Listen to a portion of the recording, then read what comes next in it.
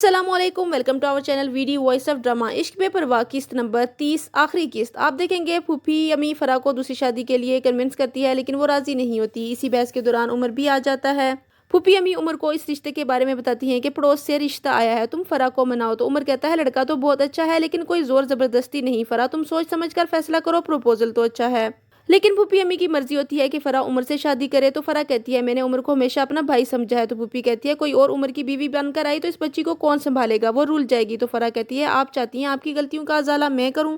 तो फूफी कहती है ऐसा नहीं है। तो फरा जवाब देती है मेरे लिए मेरा बच्चा ही काफ़ी है, और मैंने कभी शादी की भी तो वो शख्स उमर नहीं हो सकता। माजिद अपनी माँ को कहता है अपने आप को संभालें, ज़िंदगी तो गुजारनी है। तो दादो सोचती है मेरी तरबियत में शायद कोई कमी रह गई थी, मैंने जन्नत को चेहरों को बेनकाब करना नहीं सिखाया था। दुनिया के रंगों से नावाकिफ मेरी मासूम जन्नत मुझे हमेशा के लिए छोड़कर चली गई है। हशमत सुल्तान को वीज़ा और पासपोर्ट लाकर देता है। उसे कहता है तुमने दिल लगा के काम करना है और खुद को साबित करना है। 3 दिन के बाद तुम्हारी फ्लाइट है। उमर फूफी से मिलकर ऑफिस जाता है और कहता है जन्नत का ख्याल रखना। फूफी फिर फराज से कहती है कि बच्चे के साथ अकेली जिंदगी गुजारना बहुत मुश्किल है, और अगर शादी कहीं और की तो तुम्हारे बच्चे को कोई नहीं अपनाएगा। उमर को तुम जानती हो, अगर उसने तुम्हें अपना लिया तो हाथी को मरते दम तक ख्याल रखेगा, उसे चाहेगा। लेकिन फरा कहती है आप अपने दिलो दिमाग से ये सोच निकाल दें। हीरा सुल्तान के जाने की तैयारी में उसका सारा सामान पैक करवाती है। जैन बच्ची के लिए खिलौने लेता है और जन्नत की कब्र पर जाकर दुआ करता है और उसके साथ गुजारा हुआ वक्त याद करता है। उमर फूफी को खर्च के पैसे देता है तो वो कहती है मेरे पास पैसे हैं, मुझे नहीं चाहिए, और मकान की फाइल लाकर उसे देती है और कहती है ये तुम्हारी अमानत है जिसमें मुझसे खयानत होने लगी थी। उमर वो फाइल देखता है तो फूफी कहती है उमर क्या तुम मुझे माफ नहीं कर सकते। तो वो कहता है खुदा दुनिया में किसी का भरम किसी और पर ना तोड़े फूफी अम्मी।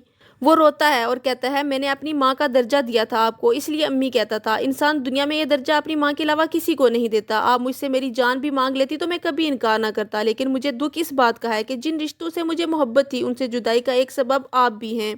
फूफी अम्मी हाथ जोड़ती है और अपनी गलतियों गुनाहों की माफ़ी मांगती है कि मैं खुद गर्ज हो गई थी, मुझे एहसास ही नहीं हुआ कि मैं इस घर की खुशियों को खा रही हूँ, मैं अपनी ही नज़रों में गिर गई हूँ, मुझे जन्नत और राहिला के वास्ते माफ़ कर दो। उमर कहता है अम्मी से मांग कर लिया था ना आपने मुझे, आज मैं जन्नत को आपके हवाले करता हूँ, लेकिन इसके साथ वो सलूक ना करना जो इसकी माँ के साथ किया था।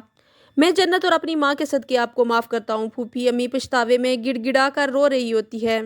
फरा सोच रही होती है कि मुझे शादी के बारे में क्या फ़ैसला करना चाहिए, लेकिन उमर से शादी नहीं कर सकती। बच्ची को बुखार होता है। फूफी और उमर डॉक्टर के पास लेकर जाते हैं। वो कहते हैं बच्ची को चेस्ट इन्फेक्शन है, मेडिसिन लिख कर देती हूँ, ये खिलाएं बच्ची ठीक हो जाएगी। जैन और माजिद जन्नत से मिलने आते हैं। जैन उसके लिए खिलौने लाता है और उसे गोद में लेता है। सुल्तान दुबई के लिए रवाना हो जाता है। फरा अपनी माँ से कहती है पड़ोसी का जो रिश्ता आया था मैं उसके लिए राजी हूँ, अगर मैं उससे बात ना करती तो शायद मैं गलत फैसला कर लेती।